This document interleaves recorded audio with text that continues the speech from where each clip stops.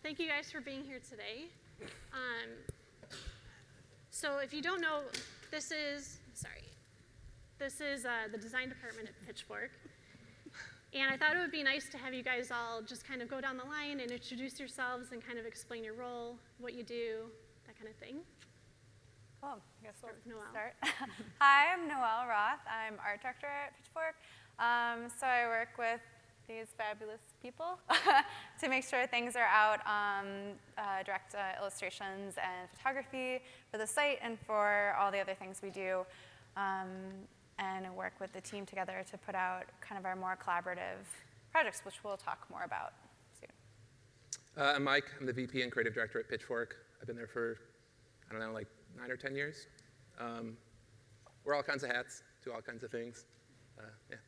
You're also outside of a creative director, you're the vice president? Mm-hmm. Oh, I didn't know that. Come on. I'm Jess. I'm senior designer. I do print and digital stuff. I'm Joy. I'm interactive art director. I've been there for 3.5 years about, and do all kinds of interactive things. I guess. Like this. We're Like we're this. doing it right now. And Joy was actually a CreativeMornings volunteer for a very long time. I was. Yeah. See how far you can go if you volunteer. Yeah, full circle. You too, one day could be here. I'm Nicole. I'm the interactive designer. I work on interactive stuff as well, UI for the site and features, illustrations, fun stuff like that. Cool. All right, well, thank you again for being here. We really appreciate it. You guys have a slideshow. We're just going to play some things in the background as we go. Good one. Sorry, guys. Classic. So we have like a series of questions that we want to ask you. And my first question is for Noelle. So most people know Pitchfork for your music festival in Chicago and Paris. But you work on a lot more than just the festivals. Can you give us a little background on the breadth of the work that you do? Sure. So we do lots of things. So first of all, you did mention the Paris Festival, which I think a lot of people don't know about. So we do have a festival in Paris, which is cool. It happens in October or end of October, early November every year. And then we also have various printed pieces, including quarterly the Pitchfork Review. We also do other little pop-up events that we collaborate with people like the Museum of Contemporary Art here in Chicago. And what am I missing? I'm blanking. We have lots of things we do. Start? Yeah. That's a start. So. I mean, yeah, that's pretty much it. The website's been our sort of day-to-day, the cornerstone of what we do. It started 20 years ago. One of the first blogs on the internet, really. And so that's always kind of been the foundation of our voice. And everything we do is special to us, but I would say that like the print materials, the events are all kind of ancillary to this sort of like hub of the site. Yeah, I forgot to mention that too. So yeah, Pitchfork started 20 years ago as a web blog. And then it's morphed into what it is today, which is the radio station, festivals, the Pitchfork Review, and then the podcast interviews. So, question, which is your favorite festival, Chicago or Paris? Each of you has to answer. I don't have a favorite. Like, you don't have kids, do you, Kim? No. Like, if you can't like pick a choosing favorite kid. between your kids. Like, Right. You can't choose between your kids. Yeah. they're both amazing. They're very but- different experiences. How are they different? One's in French. I think the Chicago Festival is a really, really good indicator of the ethos of Pitchfork. It's, like when you look at the different festivals in the city, how many people have been to Pitchfork in Chicago? Oh, awesome. So it's a little bit different than other ones in the sense that, I feel like it's maybe a little more community-oriented. We've always tried to keep it that way. We like the atmosphere to feel somewhat peaceful, a place where you can kind of move around a little bit. We're not, shoving a lot of really too much into one spot, beating people over the head with, too many things that are sort of taking away from just what could be a social sort of environment to enjoy, but also our music programming is kind of what drives all that. And we're really looking for people to discover new things there. And so for us, the fact that it's in Chicago, we kind of started in Chicago, it's just a really special thing for us, especially to meet the people that use Pitchfork and read our site and everything in person and be able to have that interaction, that IRL instead of URL thing, Yeah. So I think the Chicago Festival is really near and dear to everybody. The Paris Festival is a little bit smaller. It's inside. There's 2 stages in what used to be Europe's largest meatpacking building, and now it's just like an event space. And so, I don't know, and it's really kind of elegant. It goes really late. It goes till 6 in the morning. It's a different experience, but it still, I think, feels like very Pitchfork, I guess. Cool. So Mike, I have a question for you. You're living the dream of a lot of designers because you started out as a designer, and you've worked your way up. You joined Pitchfork in 2010, moved up the chain to creative director, and even the vice president of Pitchfork. So what was that transition like, and was it hard to give up the design? Yeah, I guess it felt natural. It's such a family. It really is. Pitchfork is very much like a familial thing, and so I think, kind of like any family, everybody sort of contributes and things kind of come together. Everybody there does all kinds of things outside of their job description every day, and I think that's one of the reasons we work so well together, because we help each other out, and we start to learn other things, and we have empathy for each other because we understand how other people work. And so for me personally, I started working with Pitchfork about 10 years ago, and it was a smaller company then. And just kind of like anything, as it sort of grows, you just kind of help shepherd that stuff along. And it's a really creative company. We're the designers, but everyone that works there is a very creative person, has a lot of really good instincts. Chris Caskey, our president, is as much of a creative director as I am. He doesn't have a design background necessarily, but I'd say that the influence kind of comes from everywhere in terms of that. So I think, the vice president role for me specifically, I think is just because there's that understanding inherently within the Pitchfork organization that design and presentation and interactivity and the fundamentals of design thinking exists throughout every department in what we do. Yeah. So is there ever a time or a day when somebody says to you, Mike, I need you to throw it on a poster? Do they still do that? Yeah. Oh, yeah. I still do a little design, Yeah. but I do the shittiest stuff. Is it hard to go back to it once you haven't been doing it for a little bit? No, I still do it for fun a little bit. I'm in Photoshop a little bit every day or something. Yeah.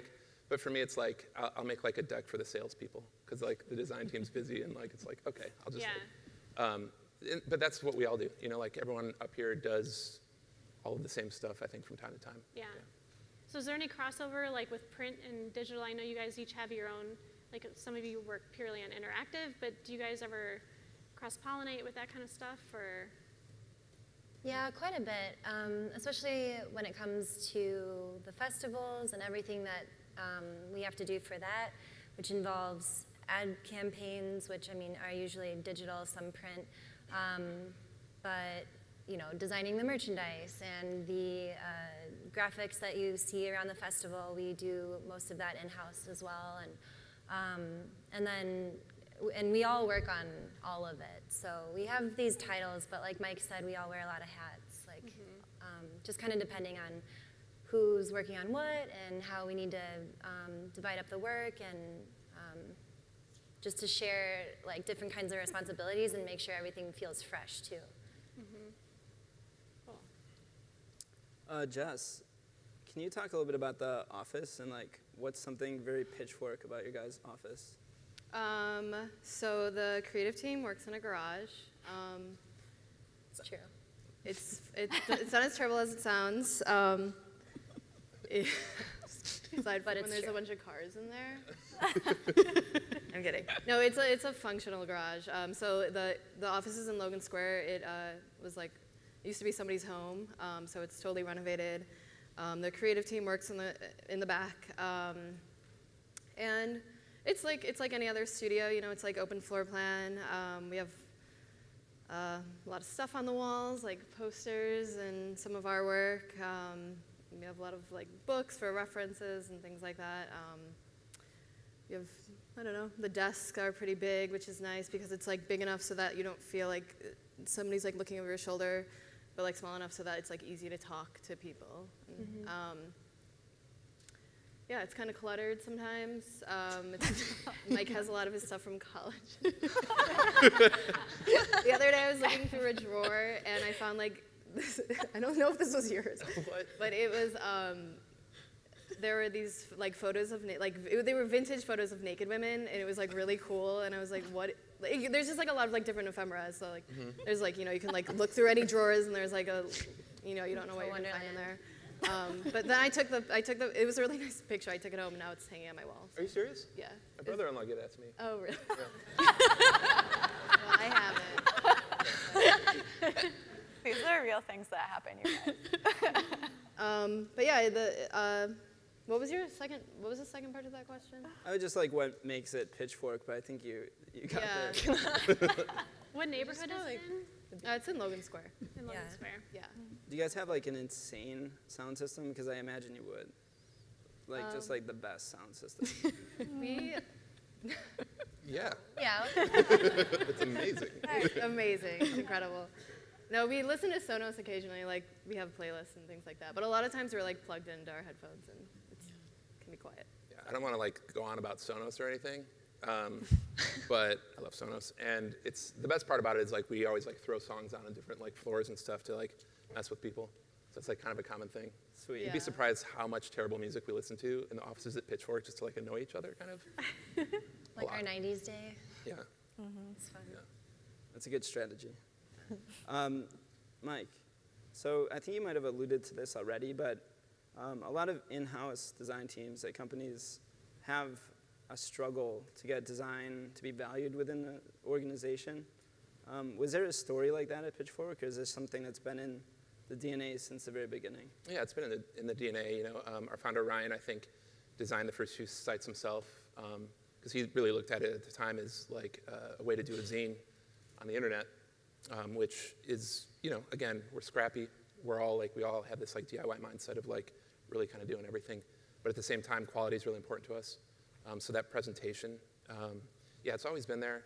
I was lucky enough to be kind of the first like full-time designer or whatever, and help to try to like solidify that. But you work for a lot of places in-house and they just don't value it, or the process can be like you have to educate your clients or your bosses or whatever so much on like what's important, and we're all just like really fortunate that the other people we work with at Pitchfork and the people who founded it really value that and find it important and understand that process and everything that goes into it, and also the nature of what we do. It's just not only are we trying to survive in a really like volatile media landscape and do it well, but we write about emerging culture and really amazing art, and so like to have a site and a company and a sort of 360 model of everything that just doesn't have any foundation of design, it just wouldn't work. It wouldn't fit.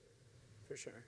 Because like art and design works hand in hand. So, yeah, Totally. yeah. Yeah, having just like beautiful album covers and cool press photos doesn't hurt. It helps like kind of make everything look nice. It ties it all together. Yeah. In a way. So kind of jumping off of that, Nicole, are there any visual identity standards that you guys have to follow, or is it pretty free reign with things? Yeah, no. We don't really have any standards. When I first came on board, I remember like Mike speaking to like this unspoken vibe that people pick up. And I like quickly sort of like took that in and like got it. Also having been a fan of the site before, you just sort of pick up the legacy there. But if I had to put words on it, I would call it kind of like rocker and like chic and cool is like what I typically go for. Rocker? Yeah, rocker. I joke with Jess a lot about this, but yeah, definitely rocker vibes Cool. a little bit. And yeah, like we don't really have, I don't know, you can definitely get weird. Like I've never gotten pushback, like that's too weird. And there's just an understanding like when to go there and when to not. Like if you're working with an advertiser, maybe you're gonna keep it pretty simple. And but if you're like doing something fun, it's like go there, you know, get as crazy as you want to. Like That's cool. Yeah. So it's kind of like the weirder the better in some instances, and like where can it go? definitely, and everyone's open to that and wants that, and yeah, it's super supportive, like in that sense, and that there's no like nothing holding you back. Yeah, because you guys have like, you've done so much over the years that you have sort of like an archive to go from. I'm sure when you hire someone new, they just kind of come in and see what all has been created, and then maybe just starts building on top of the aesthetic that's already been made. Definitely, yeah. Say, yeah. Yeah, that's how I felt when I started, for sure. Just took it in when I started. The redesign had just gone up, like maybe the week after I started or shortly thereafter. And then the festival came, and it was like, oh, wow, and there's so many assets to put out for the festival, and you quickly sort of like, you quickly get that legacy of what's been happening and kind of just like join. How does that work with the festivals? Like when you're, because you do a lot of the branding for the merchandise. So do you guys just divvy up, kind of like, I'm going to do t-shirts and I'm going to do hats, or how does that collaboration work? Yeah, like what people want to do typically. Like, remember this year there were pins, and I was like, I want to do the pins. That sounds fun. Or I want to do every year we do like a bootleg shirt. I wanted to do that. People will ask if they want to do something, and then maybe based on strength, it'll get divvied out, or what people are, interested in. Sure, but there's, a lot to do for the fest, a lot of assets, a lot of merch, like all the signage, banners, Do you guys ever bring in people that, like contractors to help out? Can you speak to that? Yeah, like this year, so this is the bandana design that Noelle made for the festival this year that was sold at the merch booth.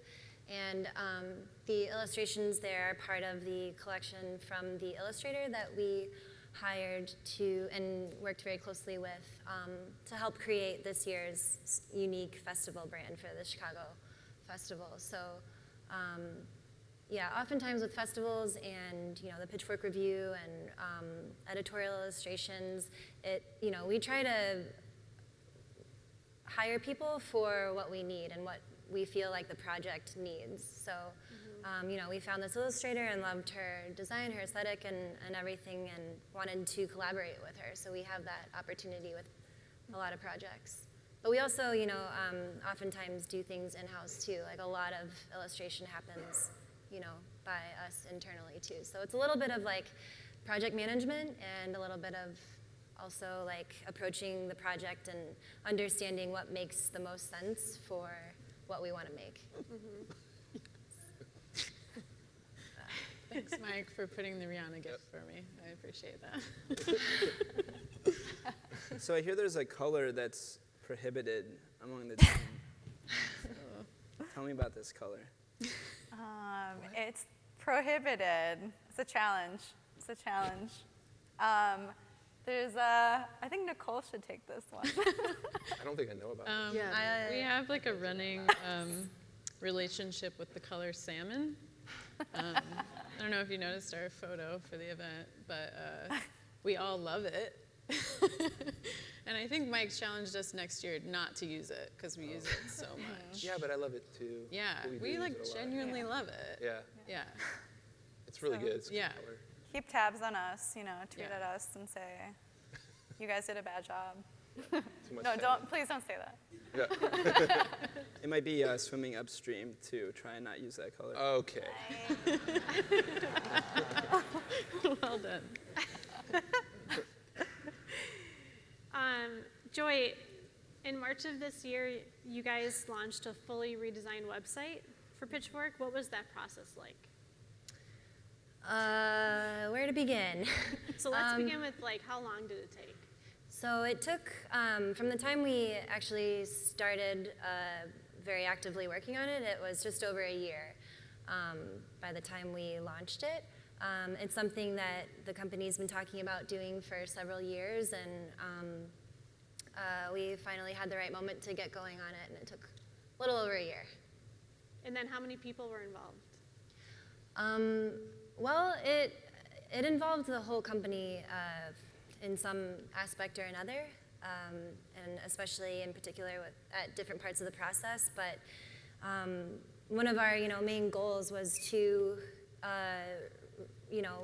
redesign the website in a way that reflects the vision of our editorial team. And so, in the beginning, it was a lot of working very closely with editorial and understanding the voice and the vision and where we want to take the site moving forward in the future. And it was very collaborative through the whole process, really. I was the lead designer on the project, but worked very closely with Mike from beginning to end with it, and very closely with our developers. We have a team of 4 developers. Are they here in Chicago? Yes. Yeah. They also work in the garage. And it works out really well. We're able to hop from each other's desk every single day to talk about, can we do this? Well, not really, but here's a solution. It's a very collaborative effort between us. I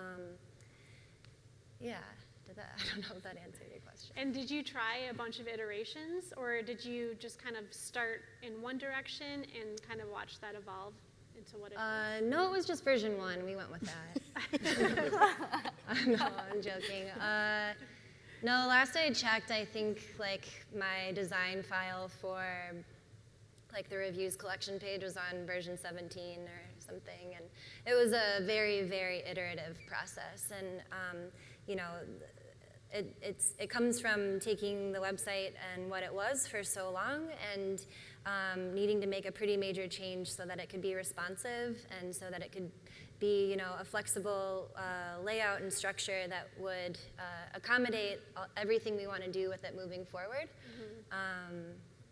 And so it took a lot to kind of crank through and understand what that meant from section to section. And we would get through a certain part of the site and think that we had it, but then when we approached another part of the site, we realized we need to rework things or whatever. So things were kind of constantly changing up through launch, and are still. I work on it every day still. So it's constantly evolving, and I think it's good. It should be that way. The internet is too, and but now we're in a position to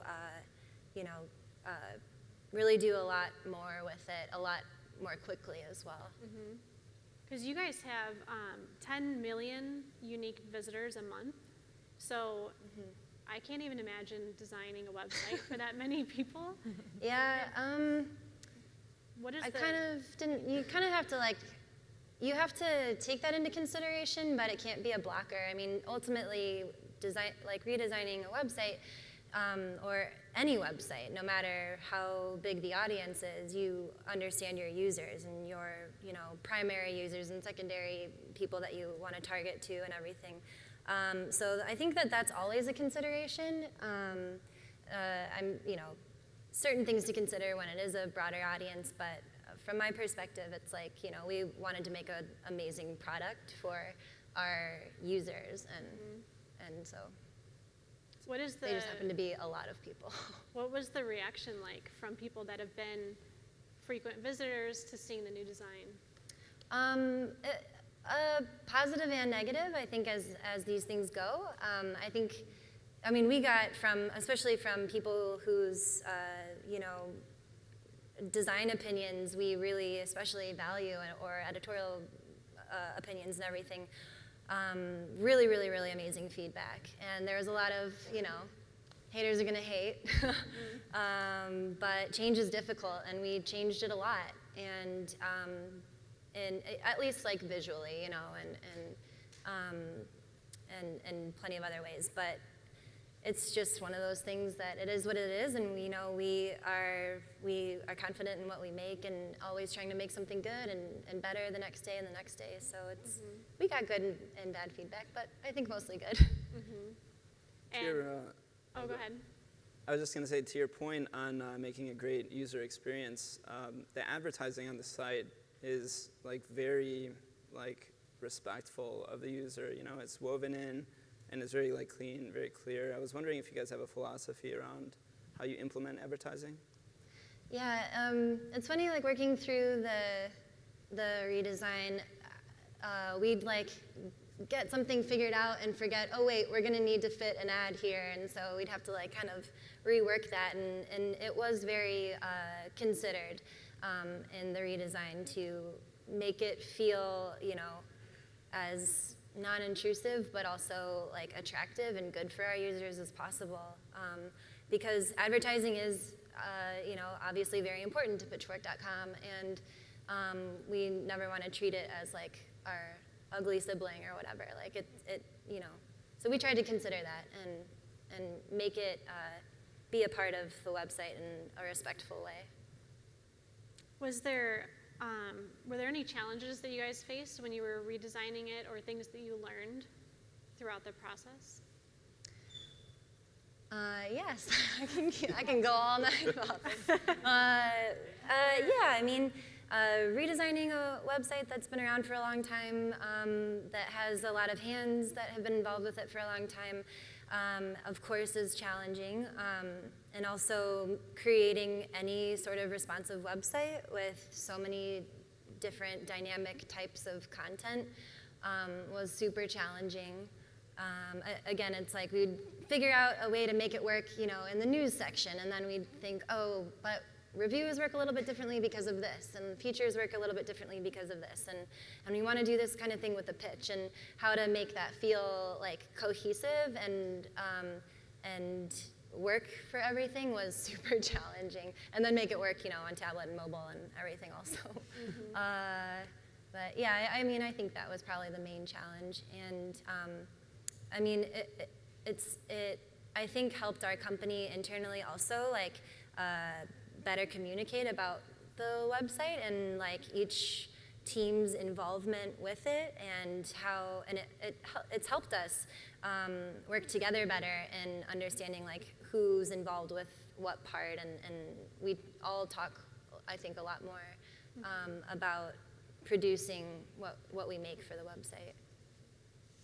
Yeah, that historical element is, for us, like always such a huge challenge, because, you know, if people have been reading it for that long, they have a lot of expectations. Yeah. We've also had like 10 different designs in our 20-year history or whatever, so like that content has lived in all these different environments, and like our evergreen stuff, people still read things we did 10 years ago, so like how do you make all of that look good in one spot and also not change it so much that it's like, where is all the things I was looking for, but we have to be modern about it at the same time, and you know, people aren't using the homepage like they used to, and people aren't finding content by content types as much as they used to. You know, like people are thinking about the web in different ways. So like, how do we stay modern, and how do we like make it a great experience for people who also have been like reading it for 15 years or something, right, and don't want to be pissed off that like it's changed too much. Or that a link is broken. Yeah, right. Yeah. Right. Do you guys validate your design decisions like in any way other than like simply having like great taste like you guys do? Like, do you do user testing or any stuff like that? A little bit. I mean, it's probably more instinctual than it should be.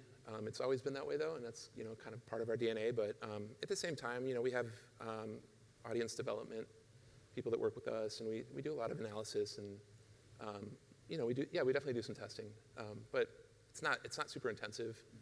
You know, I think working for a publication that also has festivals, and we have so much going on, we just have to be like super nimble. You know, we can't have, you know, 9 levels of approval over everything we do. It wouldn't be possible for us to get everything done. So we have to trust each other, you know, and just kind of use our instincts as much as possible. But we use data and insights as much as we can to sort of inform our initial decisions, you know. Awesome. Cool.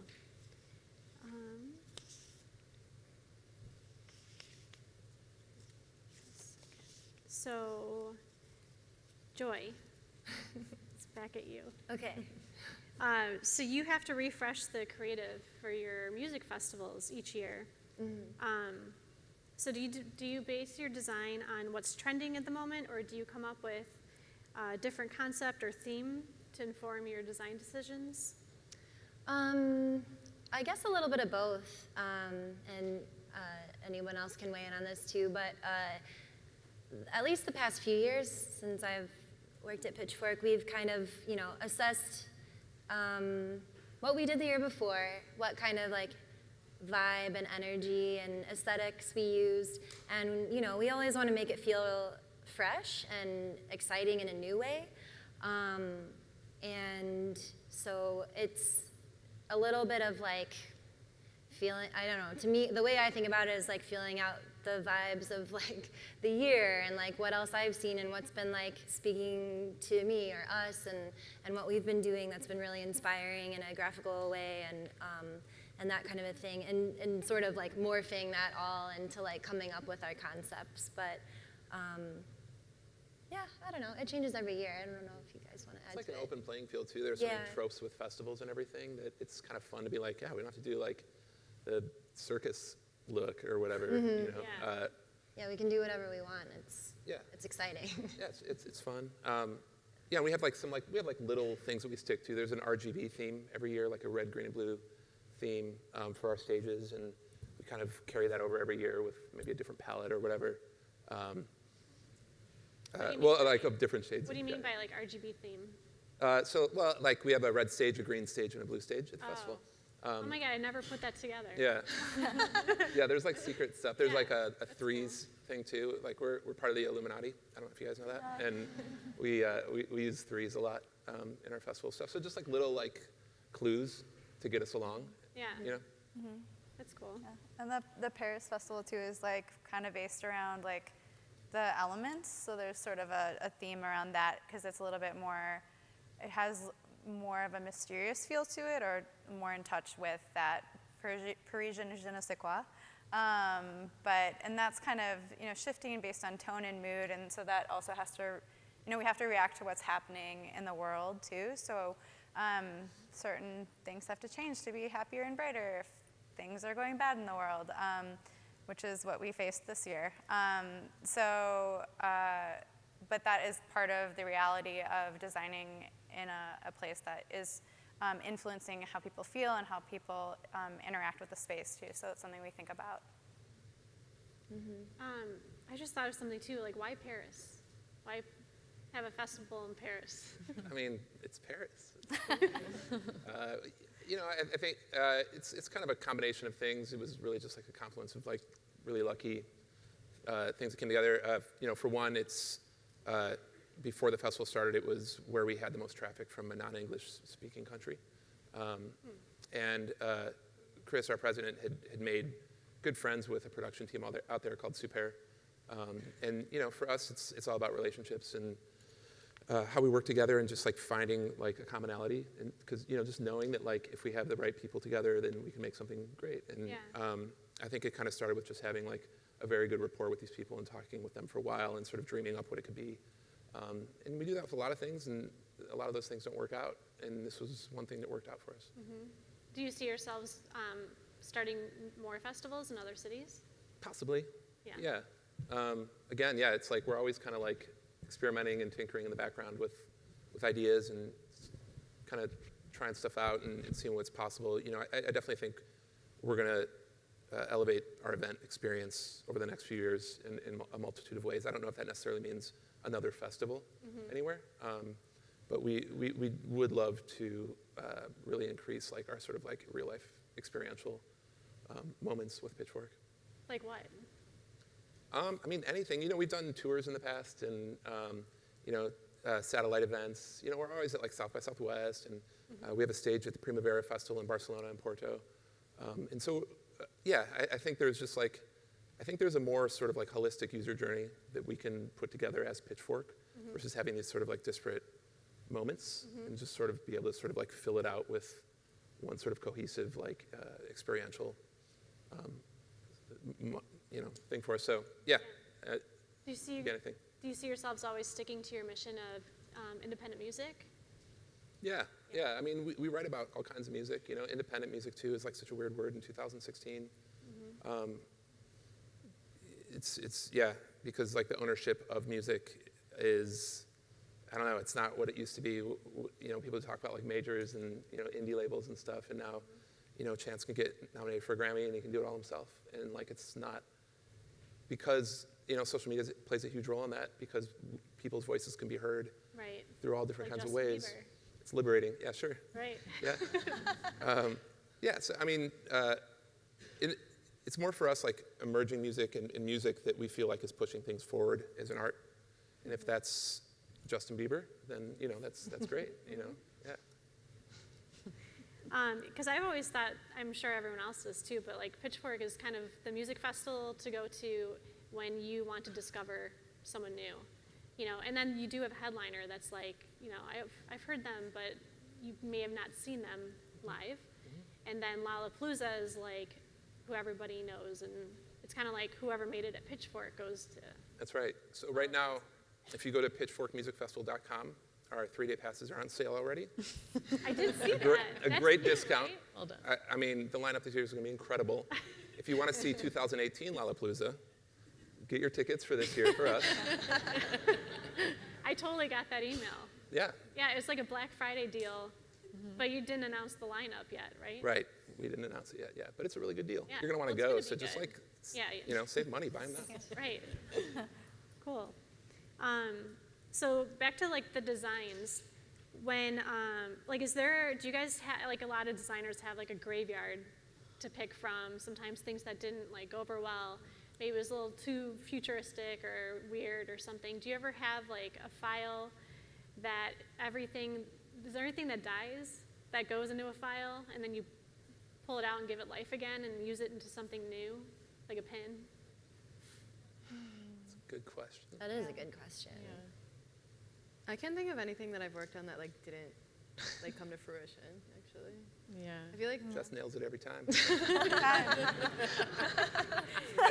Everything Jess does comes to life. Yeah, we just pick over Jess's like stuff, and that's, you know.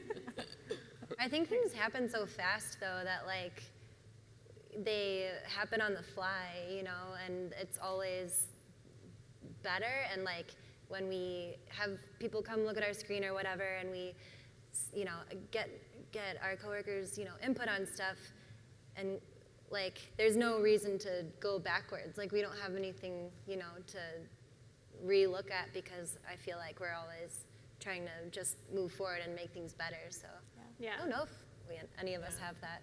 It's also editorial, so things have to go up. Yeah, so Yeah. it happens At the very end of the fast. day. Yeah. Like, Yeah. this article needs to go up at this time, so the art needs to be done, and it's not going to get killed probably Right. because we got to put it up.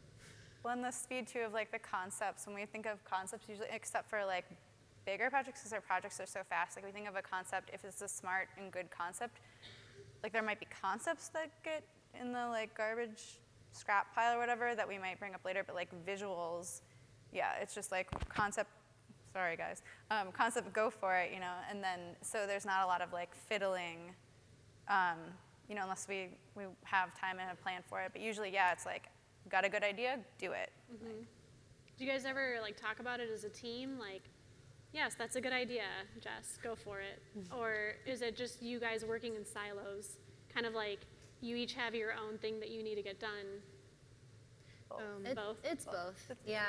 As time allows, you know, and as needed. Like there's no, we usually don't feel there's any reason, like if Jess or Nicole or any of us like take on an editorial illustration for a feature that's going up in 2 days, like we don't need to weigh in on it. You know, it's like that's an opportunity for creative freedom. We know they're gonna nail it, especially Jess nails it every time. Yeah. Sorry, Nicole. For me? Yeah. I'm kidding. And so there's not really like a need for it on all of the like little things that we do, but so I think just as necessary, we say, hey, can I get your eyes on this, and make sure it's good to go, or shift it from there. Do you guys have you ever come across a time when you absolutely hate what someone's done? And and how do you tell them that you don't like it? Or do you just let them do it? I think it's like design is so subjective that like, yeah, of course you're like, that looks like shit, but like, I mean, I don't. But it's so ugly, it's good. Yeah, or like you try to give constructive like feedback though, and yeah, I don't know. I feel like my go-to aesthetic is so like less interesting because I deal with like UI and like clean and sensical things all the time that like I don't get as whimsical as some of these others do. And so, but like, it's not that I don't like it. I like look at their work. I'm like, I would have never done that. But like, that's amazing. Like, Yeah, we all is have that our, even like- okay? Like, I guess it's okay. You're making it that way. Yeah, it's, These guys are so inspiring. They're so good at their jobs. It's amazing. And like they can do everything. But like, yeah, there is like very much like aesthetic like Yeah. silos, if you will. Like each one of them has sort of like a wheelhouse a little bit. And I wouldn't say it's one note in any case, but like, you know, there's a vibe. So when certain things come up, you can just kind of feel like, oh yeah, it's kind of like a Nicole thing probably, you know, or whatever. yeah. Cool. Like, what's been a project that you guys have been particularly like beholden to? Like, is there something that you remember that just you totally crushed it on that you still love to this day? Did you say get pulled into? What did you say? I didn't hear you. I'm sorry. Oh no, that you're beholden to, like something Oh. that you're still like in love with, basically. Pitchfork.com redesign. Check it out. That's on the web, right? It's on the internet. I really liked, I worked on these shirts for the festival, and every year we do this like bootleg shirt. Mike usually does it. He did like a Bart bootleg shirt the year before that everyone loved. And I talked to him about it, and I was like, I want to do this year. And it was just a lot of fun. Like, I took like 90s like food logos, like Toucan Sam or the Trix Bunny, and I like turned them into these like scenesters, like candy ravers or like greasers, or like I took Greasers. I took the Kool-Aid Man and I made him a juggalo. Like, it was So and good. like those are days where I remember like pinching myself, like this is a dope job. Yeah. Like, I get to do this today, and yeah, I like that. That was probably my favorite project. A few years ago for the festival, the year before, the aesthetic, I think Mike mostly had done it, and it was like very, very colorful, but with like backgrounds and photos and everything. And so the following year, he had me do the art direction for the festival, and I wanted to like make it clean, but still somehow have like some vibrancy. So somehow that led me to like using rainbow gradients on everything, which was like incredibly awesome. And it made me really happy. And then I just used like white backgrounds on top and stuff to like clean things up and make it work and make, but I really loved doing that. Do you guys ever work off each other's files? Or do you each have your own file and no one touches it? We do sometimes when we have time for it. I mean, just the other week we were passing files back and forth to work on some like little quick projects, and sometimes we'll just call each other over, but generally just with time, Yeah. we don't. Yeah. Yeah, which is a good thing, I think, because, well, I mean, we all worked very differently. Like, Joy's very detail-oriented. My files are very messy all the time, and I had to send something to Noelle the other day, and I was like very embarrassed because it was like, it's just like totally disorganized, But it was perfect, you guys. but it was perfect. I wish we had a screenshot of your desktop. right now. Yeah, Yeah, It's amazing. she works It's- off the desktop. It's insane. Jess doesn't use folders. She makes piles on top of other files. Yeah, This is why your computer is so slow. I know. But yeah. Ultimate visual storage. You guys have like a very unique design aesthetic and perspective, and I feel like it's always fresh. Like every time you come out with something, it's super fresh, on point. It's kind of like starting a trend almost. So I know this is such a cliche question, but I really do want to know, where do you look for inspiration? Like, where do you find it? Is it like websites that you go to? Is it other designers? Is it something that's not even design related? Like, how do you come up with your ideas? I love Tumblr. I've been on Tumblr for years, and I feel like it's really well curated. Like I have the right stuff in my feed. Like a ton of illustrators that I've just like kind of like I consider myself growing up with them because I followed them so many years ago. So definitely Tumblr, definitely Instagram, like screenshotting constantly, and Evernote I like love. I like make little notebooks of all like little categories of inspiration all the time. And like I love it's nice that like I go there probably like every week. Yeah, screenshots, Evernote. Get Evernote. I love that. For me, it's always been like real things. I'm kind of like a bit of a hoarder, as Jess mentioned. So I have like stuff from my old studio and everything. But like magazines and like traditional media. When I was younger, I romanticized about working for a magazine or something. And so like for me, that's always been a total source of design inspiration. It's just Even before Pitchfork? oh yeah, totally. Really? Yeah. That's cool. What about you, Joy? Where do you find inspiration? Well, anytime I need like visual graphics inspiration or like art direction for things, honestly, like the stuff these guys share is like I find like really interesting, and it goes back to that idea of like I wouldn't think of things that way, and so they like push me aesthetically, I guess. But when it comes to thinking about ways to push things on the web, I like bookmark things like crazy, and there's like Site Inspire, and I like to see who wins awards because I am a little competitive, and I just want to know like who we're up against, and really to see like the way that other people think through interactive solutions. So just, I don't know, I look at a lot of different fancy websites. I think that some, actually like Site Inspire, like things can start to all look the same too, so it's important to try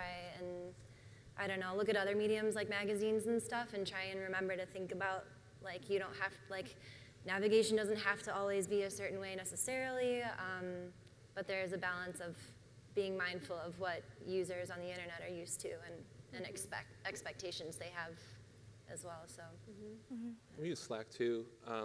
Use Slack. We use Slack a lot, and because we have an office in New York, it's our editorial team is out there, and that's primarily how we communicate with each other. And I think a lot of inspiration comes from, everyone in the company, like sort of sharing, like, oh look, this is cool. Like, our VP of product, Matt Denowitz, is an amazing, like, he's just got really good aesthetic sensibilities and stuff. So he'll just like drop in a link, every once in a while, and everyone gets to see it. And that's a cool tool for us because it comes from unexpected places and non-designers who really value that stuff, kind of sharing things, and helps kind of understand like what other people in the company are after or something, and you try to remember that stuff. Yeah. And so it's like a lot of times less about what you like and a lot of times about like just trying to like really understand the people you work with and almost like compromising all of that into a thing, because then that shared vision like really kind of comes through. Yeah. Stuff like that's great when people feel like they can share that with us. Cool.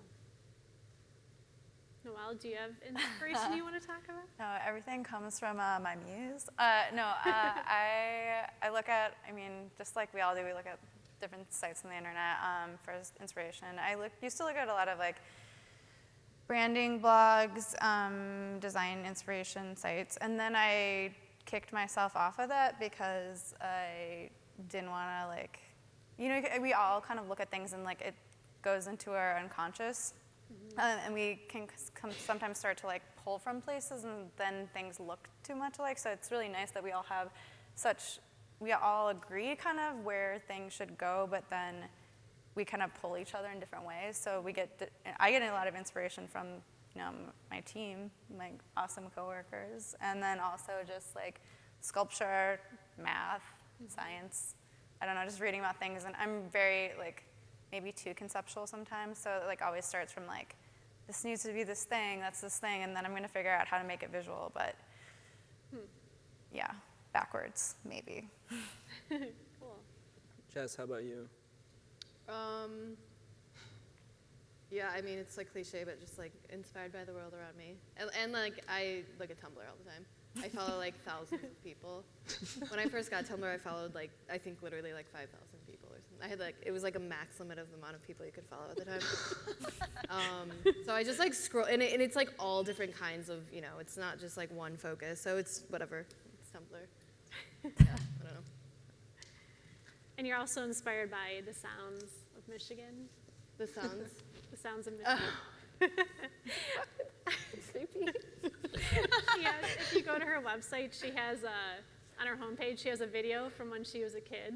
It's a really cute video, and it's her as a kid talking about what she loves about Michigan. Yeah. And your mom is all kind of like, what do you mean the sounds? Yeah, that's Sorry. really funny that you saw that. I forget that that's up there sometimes. Yeah, it's just like a 2-minute video of me like talking, like I'm like 6 or yeah, I don't know how old I am. Yeah. But I'm just talking about like what I like about Michigan. And I'm just talking about all the beautiful sounds. Yeah, the bugs. Freaky, don't watch it.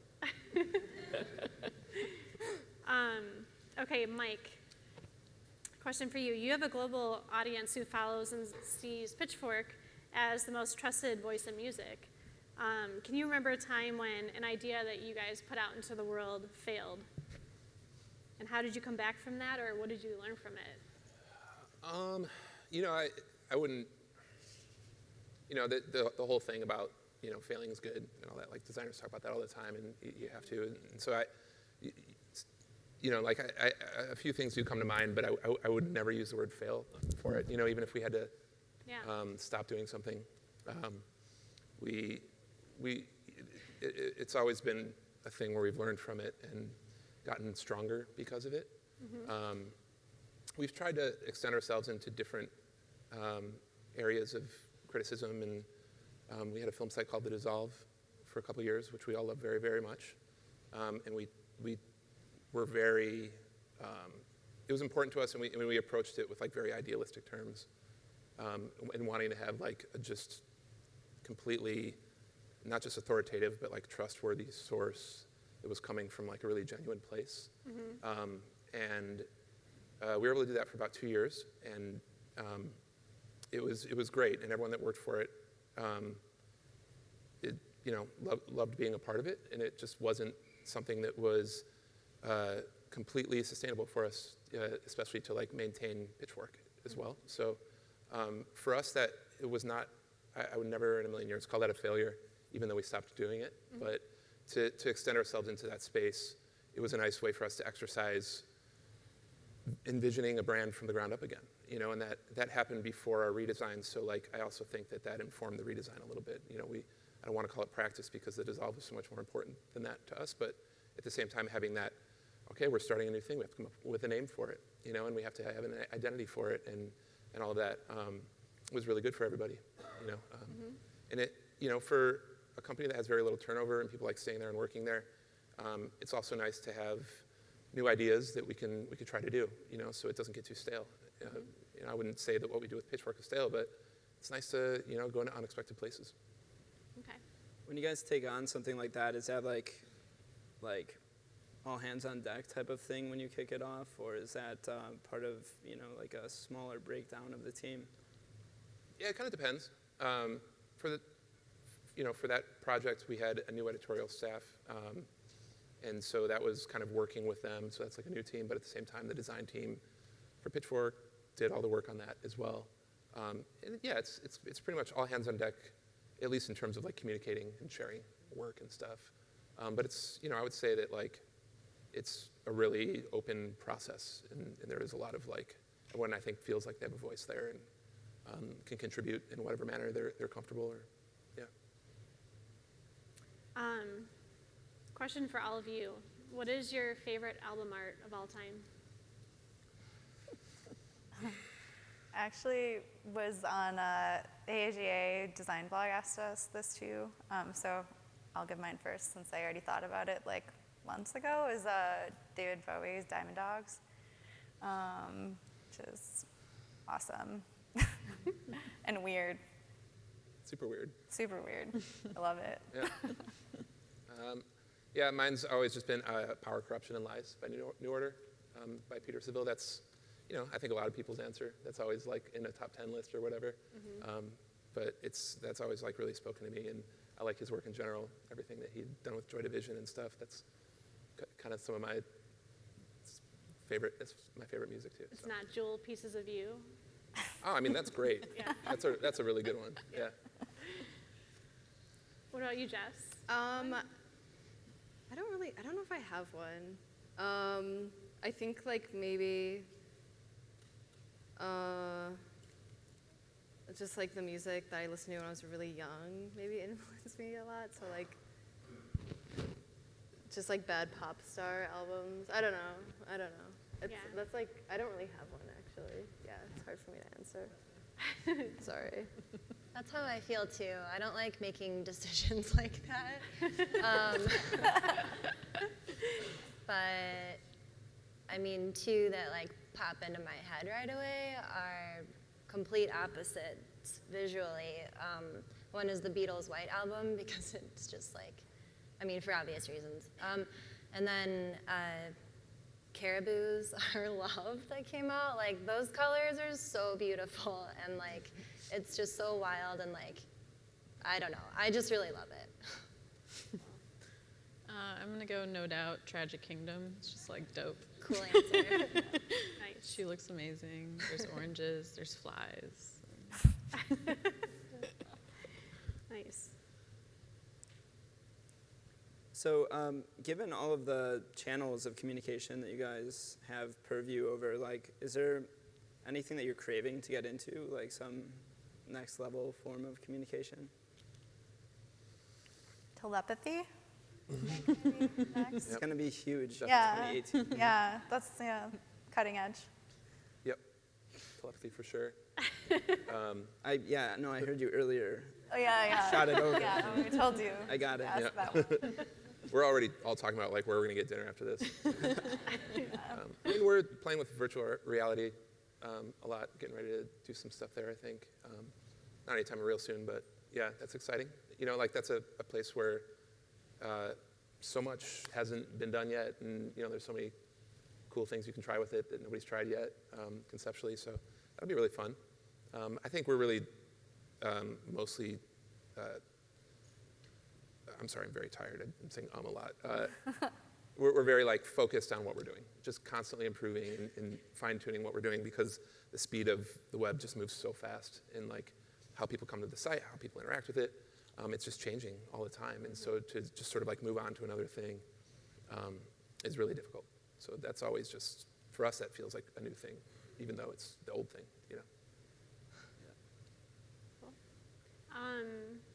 And what would you say has been the most fun project that you've ever worked on? Do you have one? Nicole? You all look at Nicole. The last cover story that went up was super fun and just a really good collaboration with our dev team. It was about sort of the advent of nature recordings in the 70s, and it just was a deep, nerdy read, and a really juicy article in terms of that. And I just really got to spend a month on it, which is, we have quick turnarounds normally, so to get that time, and to get with cover stories, you get to a lot of free reign with dev in terms of what you can actually build. So that's super fun. You can come up with all these ideas and then they get built. And yeah, that was definitely my favorite of all my projects for sure. Yeah. The, go ahead. The cover stories, if anyone doesn't know, are these super beautiful editorials that are a mix of novel interaction, beautiful photography and assets, and great writing as well. So absolutely check those out if you haven't. Thanks, man. Yeah. Also, you mentioned working with the developers closely on that. It sounds like there's some back and forth there and some collaboration. Is that the case?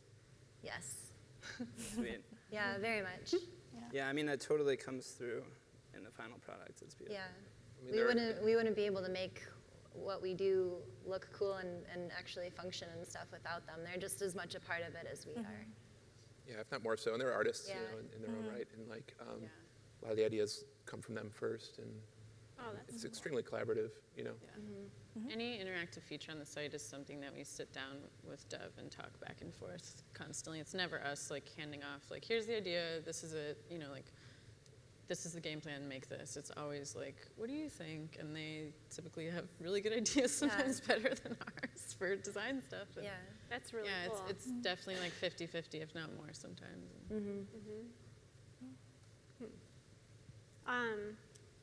We just have one last question. What time is it? Is that the last question? No. Yeah, that question is for each of you. Okay, 2 last questions. First, what time is it? It's 7:37. Oh, it is? Yeah. Oh, shit. Sorry. So last question is, and you all have to answer. Kanye, love or hate? Oh, Just hoping for the best for him. yeah. Hoping for the best, yeah. Yeah, well, So do you love him? Yeah, do you love or hate? He's a Gemini, right? I think so. I think you would I'm know. down. If he's a Gemini, I'm down. I don't like decisions like this either. I don't know. I love everyone, I guess. Yeah, that's totally your answer. That's her name is Joy, so it makes sense. I don't like Kanye. I don't hate him. You don't hate him, you just don't like him. Yeah, not me. I love him. Love the guy. He's your Big guy. fan. Big fan. Okay. So a fractured, divided team, as you can see. Oh, I think he's intriguing. That's how I'm gonna leave it. That's not an answer. Do I like Not him? an answer. Yeah. Well, like and like, I guess we could get into semantics of what like means. But yeah, I mean, I guess I like him for the kind of performative part of his self. And we can debate whether or not it is a performance or not. Very cool. Very nuanced answer. Well, thank you guys for being here. We really appreciate it. Thank you. Thanks for having us. Thank you.